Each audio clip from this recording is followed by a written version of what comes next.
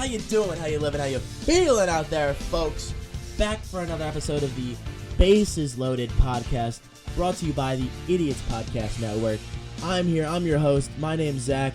We got Adam to my left, idiot number one. How you doing, baby? Dude, feeling hyped up on coffee, but feeling great. Hey, you know what? It's early in the morning. We're getting this bad bitch going. That's what I'm talking about. So, we're going to get right into it. You know, obviously, we're going to continue with our series of, talking about each division in baseball, really seeing what we think is going to happen, where they're going to go, how they're going to be ranked by the end of the season. Mm-hmm. So, what we'll do is this episode, we're talking about the NL Central. I think the NL Central could be an interesting division this year. Some teams that made a lot of moves, some teams that didn't do shit, but we're going to talk about them regardless. So, we'll get right into it. And our first team is going to be the Cincinnati Reds. Now, Adam, I want to hear your take on how bad this team is going to be, because they are horrendous. It is, yeah, it's kind of sad what this team has become. Just 2 years ago, they had so much promise and so much life. Not even that. I can't stop thinking about the time that they had Votto in his prime, Jay Bruce in his prime, Todd Frazier in his prime, Johnny Cueto in his prime, and good young Aroldis Chapman. What did this team do? What did they do, Adam? Nothing. They got no value for any of those players. Their farm system has turned into nothing. It's turned into fucking mush and peas, bro. It's kind of sad. It's really sad. It's so sad. It's bad front office. Really might be one of the worst in the league, or definitely is at least one of the worst. And that's what really hurts this team compared to the other bad team in this league as well. They don't really have much promise into any young guys. Really, they have Jonathan India, who can hopefully have a bounce back year, because last year was not as good as his Rookie of the Year campaign, and as well as an aging Joey Votto, and hopefully Tyler Stevenson can have another pretty good year. But behind those three, they just have a bunch of dudes playing positions, really. That's a great way to put it, I'll be honest with you. They really do just have a bunch of dudes playing positions. I don't know who the hell they are, but they're out there. Their biggest free agent signing was Will Myers from San Diego. Ooh. So exciting. There's nothing really to get too excited about, except for hopefully India and Stevenson having a much better year than last year. That I could definitely agree with. I think India's a guy who, obviously we saw him win Rookie of the Year 2 years ago. He's been improving. He's going to keep improving. It's hard to get better on a team that's not going to support you. Mm-hmm. I mean, look, you got a 39-year-old Votto who's going to turn 40 this season. I mean, I don't like where this team is. They don't have a lot of talent in the lineup. I mean, Tyler Stevenson will be interesting. He's a guy that can develop a little bit. Will Myers, his developmental career is over at this point. He's the player he's going to be. Yep. So there's not really a lot of talent in this lineup at all. There's not a lot of guys who I can see greatly improving. There's not a lot of guys that I think are really going to be worth anything. I mean, at least their pitching staff has something to be said about. Yeah, that is where their promise is right now. What you're looking 100%. For with them. I mean, they got guys like Hunter Green is a prospect that's been very highly touted. I believe this is going to be his first year really being a full-time starter in the league, and I'm excited to see how he plays. I want him to be very good. I mean, he pitched well in the games he played in last year. Yeah, he definitely did. And he's still young. He's still only 23, going to be 24. It's still so much time in the league. He has a lot of promise moving forward. I definitely agree. I mean, they got a guy like Nick Lodolo, a guy who's been, he's been getting better. He's another very young guy. Mm-hmm. And, I mean, beyond that, Luis Sessa's okay. Maybe he gets traded late this season for, a bag of peanuts and some, and some apples. What do they bring to the ballpark? It's peanut. Oh, is it Apple Jacks? No, not Apple Jacks. Cracker Jacks.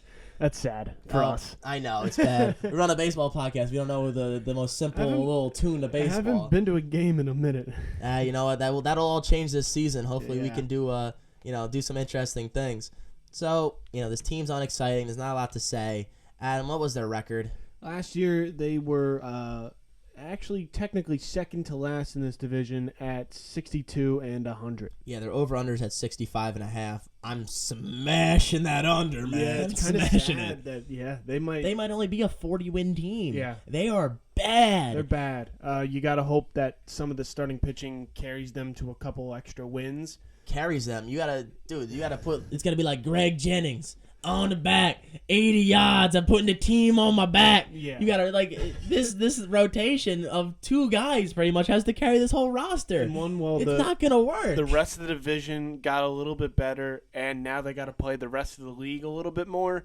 Yeah, it's going to be tough for them to win a couple more games. I would also take the under. I agree. I think coming, I think it's funny that this new scheduling system is actually going to be a lot worse for the Reds than I think a lot of other teams. Some teams it helps, and some teams it hurts. And, people in this division, it's going to hurt a little more just because they're going to some of them will have to play better competition than they're used to. Oh, 100%. So we'll get down to our number 4 team in this division. That's going to be the Pittsburgh Pirates, a team I think has some more promise than they've let on. They got young guys like Ke'Bryan Hayes, O'Neal Cruz, Brian Reynolds has become a great outfielder, and even guys like Jack Sawinski, a young guy who didn't play well last year through 100 games, but a young guy that can get better and a young guy who's gonna have a lot of opportunity on this team. Also, Adam, would you like to shout out our Mets boy real quick? Kevin Plawecki, still in the league, backup catcher for this team. Yeah, what a great time he had as a New York Met. I was surprised to see him on this team. I know. Backup. But you know what, though? At least he's still kicking in the league. I'm happy to see Plawecki's name out there. But this team really doesn't have they don't have any crazy bats, nothing awesome. I mean, it was great to see them pick up Kutch again and really put him back into the lineup. Yeah. They got some other old heads in Carlos Santana and even Ji-Man Choi. They're just trying to supplement this team with bats, and I think they did a good job doing it in the Pirates fashion. This is definitely a better-looking Pirates team than we've seen the past couple of years, so I'm excited. I think that they have some potential, some possibility to be a potentially really streaky team. Yeah. And I think that's something that not a lot of people have talked about, but I think the Pirates could end up being a lot better than a lot of people think. Well, last year, I feel like the Pirates and the Reds were very similar as teams, but what separates the Pirates from the Reds is a more promising future for them with obviously O'Neal Cruz. They have Brian Reynolds, who's been a very good outfielder for a couple of years now, and also Ke'Bryan Hayes, who's not had some bad seasons. So, and they also surround these young guys with a couple of veterans, like you said, McCutchen and Carlos Santana. And, hopefully this pitching staff may not be the top half may not be as good as what the Reds have, hopefully. But it'll get the job done for the most part. It was what they hoped for, at least. This lineup is really what is going to win them games, if anything. No, I very much agree. I mean, their pitching is very mid. Yeah. It's very mid. I mean, Mitch Keller, probably their best pitcher. They do have Vince Velasquez. Rich Hill, for some reason, is still playing baseball. I can't believe that. 43. But, I mean, Roundsy Contreras is a very young guy. I guess he has some opportunity here, but this staff is not going to be what does it for them. And even their relief, I think their relief is very subpar. They really only have David Bednar back there as their closer. That's the only reliable arm they have there. So pitching is going to be a very interesting point for this team. That's why I think they're going to be so streaky. I think we'll see pitching light up, like they'll light it up for a week and then they'll get lit up for a week. Yeah. So it's going to be very interesting to see how this team does. I'm excited for the Pirates. I think that they have more possibility and more hopefulness now than they've had in the past, 5 seasons. I think this is probably the best lineup we've seen from the Pirates in the past couple seasons. And yeah. I'm actually excited for the franchise to hopefully be a little bit better and not be the Pirates we've seen for so long. Yeah, they're definitely taking a couple steps forward this offseason into becoming a contending team again. But they're not there yet. Yeah, just maybe another season or two until they really can start talking about the playoffs. So Adam, I want to know what's your what's the record they had last year? They were also same record as the Reds, listed as last place in the division last year at 62 and 100. Well, it's very interesting because their over/unders at 67.5, and that's actually something I think they're gonna hit on. I think I'm gonna hit the over on this one. I think they end up hitting 69 wins. Nice, but I think they end up getting close to it. 69 is a really good number for them because that 70 mark, that's a lot of games to win for a team that doesn't have a lot of pitching. I think there's another team who might get hurt by playing teams outside of the division more often, as well as the division itself getting better. I'm gonna take the under. I think they'll be right between how many wins they had last year at 62 and 67. They'll be right between there. That's very reasonable. But nothing. I don't want to bet on this team to exceed my expectations because I don't really know exactly how they'll do it yet. Now that makes a lot of sense. So look, we'll keep going down our line here. We're gonna go to our number 3 team in this division. That's obviously gonna be the Chicago Cubs. The Cubs, I think they're very interesting. I think they got a lot of things to say about this roster. I mean, they've built this team up a little bit better than they have in past seasons, and this is probably the most exciting roster that they've had since the World Series run. After they de-pieced that team, when they sent off Rizzo, sent off Chris Bryant, sent off Baez. Mm-hmm. This is definitely the most interesting team they've had in a long time. So, what I will say about that is that I like Nico Hornier. I think he's a good player. Swanson will definitely add a lot to this club. They signed him on a big year deal. They got Trey Mancini to add a little bit of hitting. Cody Bellinger is definitely going to be a guy that we're going to be watching all season long to see. Maybe he will get back to that MVP form, or maybe we've seen a new player.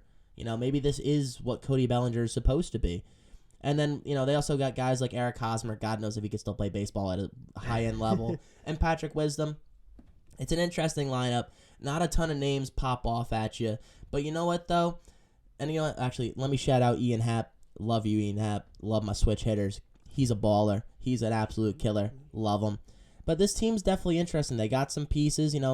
I think that they're very young in the prospects that they have in regards to guys like Nico, guys like Nick Madrigal. I think that they have a lot of potential talent here. And even Cody Bellinger is going to be a huge piece for them moving forward.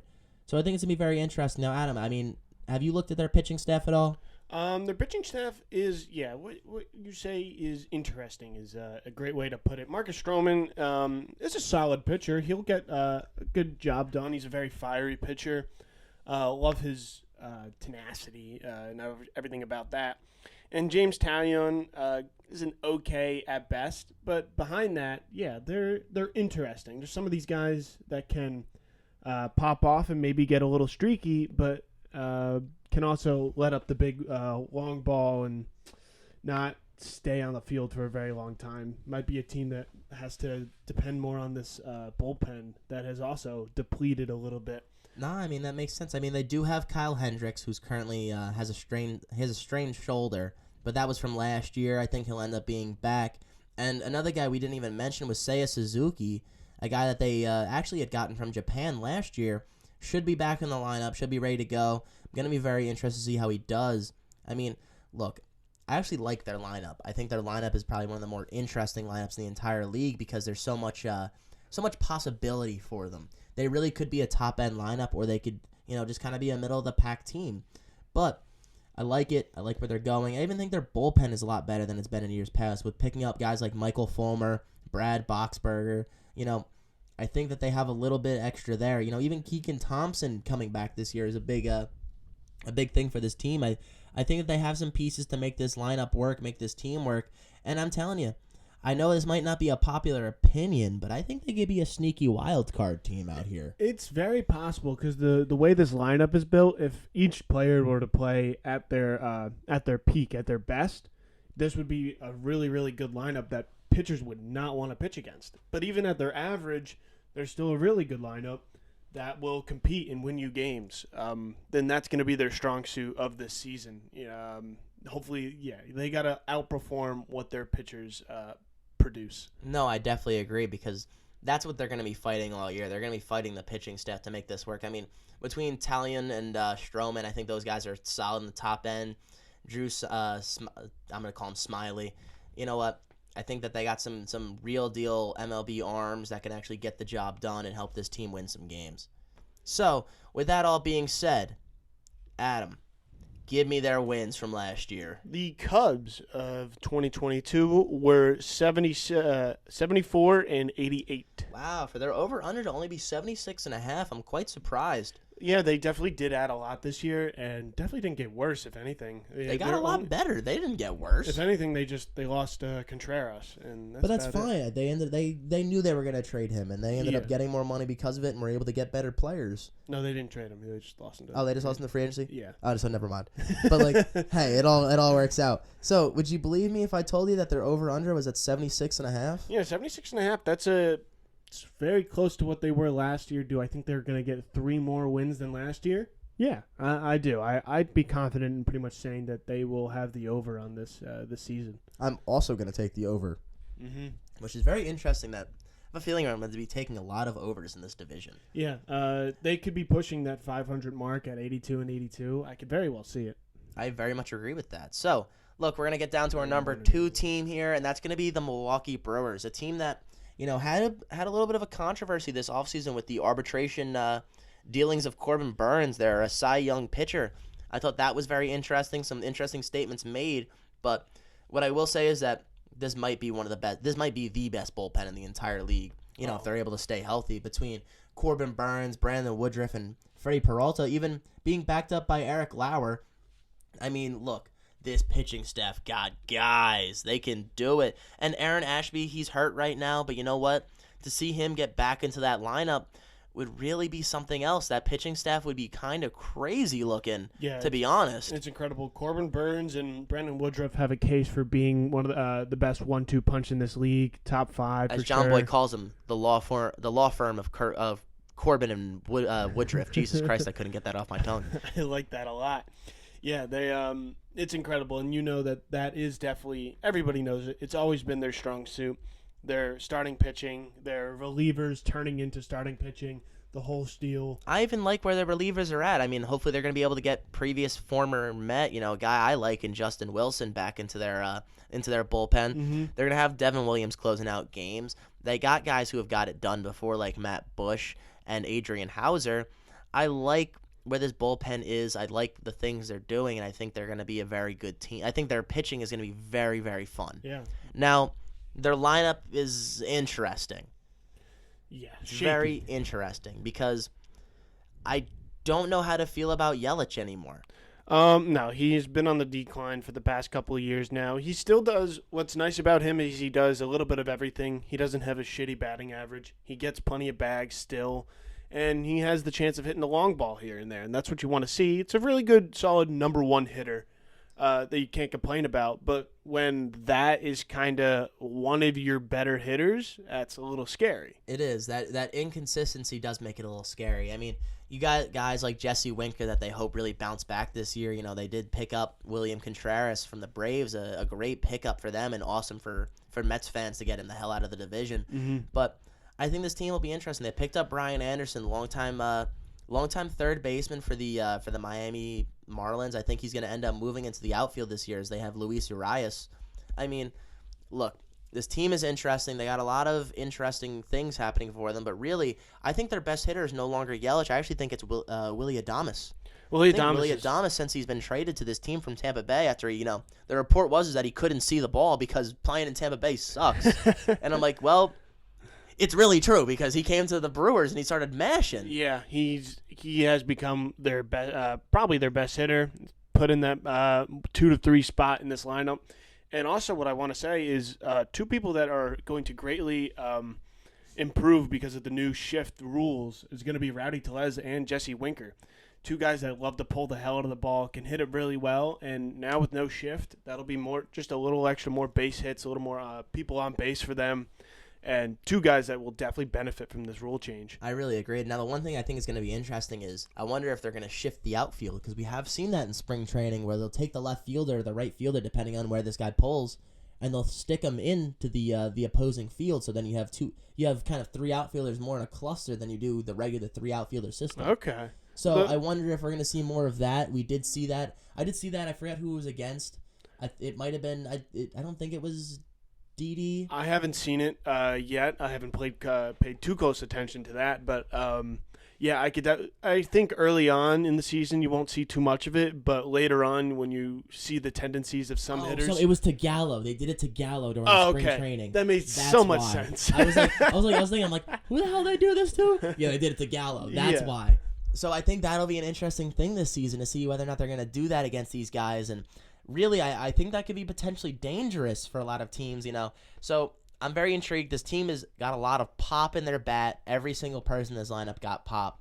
So I really think that's going to be a big thing for them because any guy can go yard at any time. Yeah, when you have the entire lineup who are projected to at least hit 10 home runs, a couple people more to over 20, that's really special. The league is still bent on how many home runs you can hit. So if you can hit home runs, you'll win games. I agree. I think this team is going to be fun. I think they're going to be a very, very interesting team to watch and really understand the developments of Corbin Burns coming into this next offseason. I wonder how that's going to shake out. Yeah. I wonder if he's going to end up being the next high-price free agent arm. And you know what? This is a guy who throws unbelievable, Chad. Yeah. Unbelievable. Can't forget we both had him really high up on our top 5 pitchers. And I think he was my number 1. Yeah, he was my number 2. Freaking awesome. Disgusting you can't pitcher. Touch his cutter. No.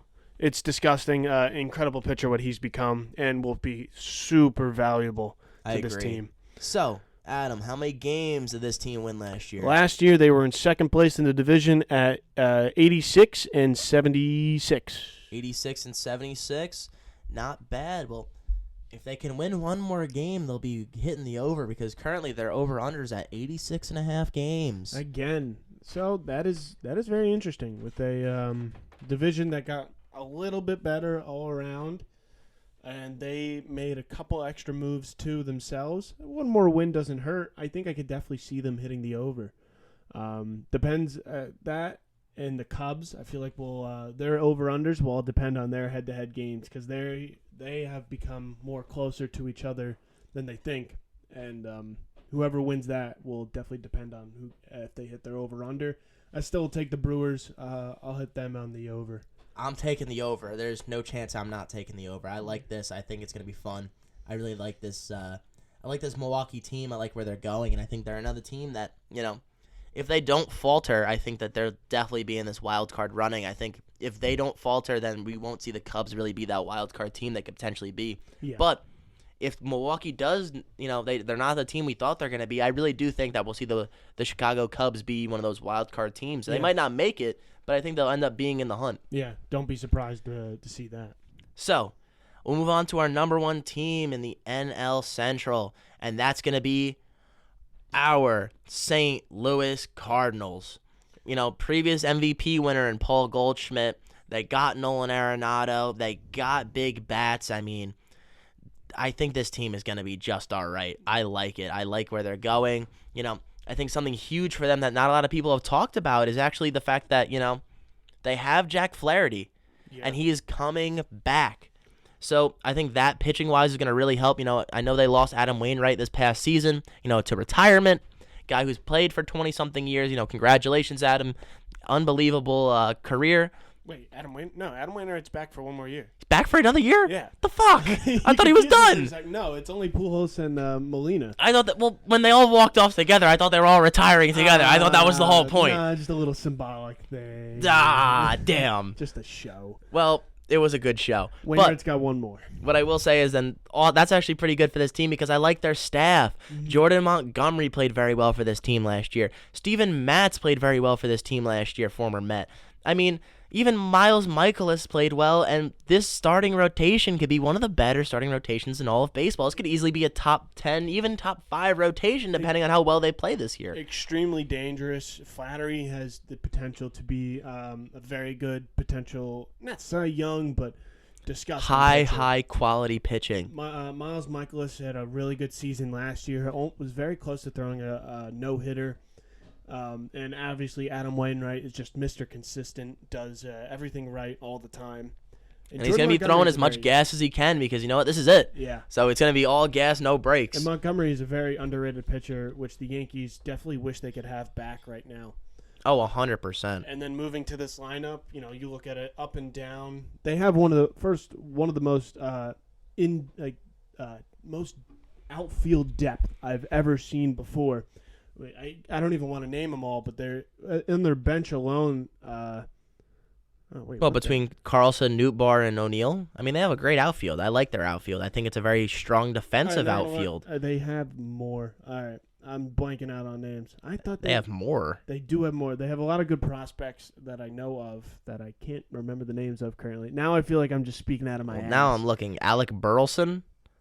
Moises Gomez. Those are like the 2 outfielders I can see that are high up on their prospect list. Maybe.